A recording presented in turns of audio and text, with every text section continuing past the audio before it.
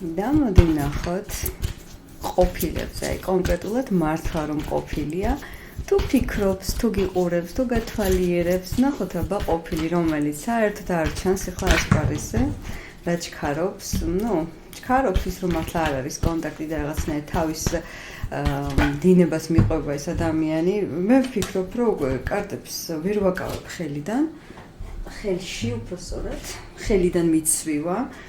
ეს იმის მანიშნებელია, რომ ეს ადამიანი მაინც ღილავს მიუხედავად ამისა. ფიქრები რა თქმა უნდა, წარსულს ვერ ჩააბარა. მოდი ვნახოთ რა თქმა უნდა.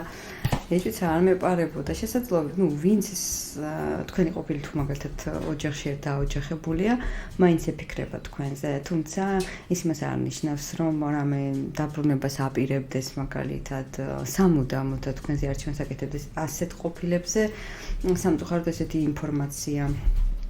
დანარჩენ სხვა შემთხვევაში ეფიქრება, ენატრები, რა თქმა უნდა ენატრები და როგორი მონატრება იცი? უბრალოდ აი ამ სურვილებით, მონატრებით, დაკვირვებით თავის თავში როტკბება და ამის იქეთ, რომ დიდად ვერ უყურებ მე რაღაცა განსაკუთრებულ მოქმედებას, მაგრამ გონებაში ხართ თან საკმაოდ მძაფრად, ბევრი ყოფილი წყინას იმახსოვრებს და ეს ზუსტად ეს არის მთავარი მიზეზი, რომ არ ტრიალდება შენსკენ, აღარ ჯერა უკვე ამ ურთიერთობის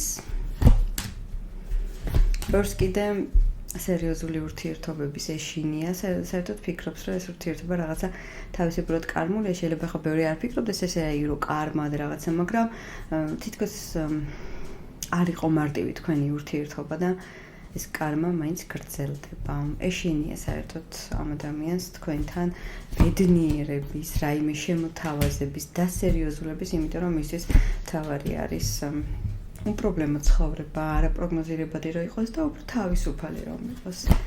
მაგრამ ფიქრები რა თქმა უნდა არის, თუმცა მე თქვენი ესე ვთქვათ ყოფილი მაინც ასე თუ ისე ყველასე ვერ ვიტყვი ხა, მაგრამ მაინც ურთიერთობაში იმყოფება ამავე დროულად.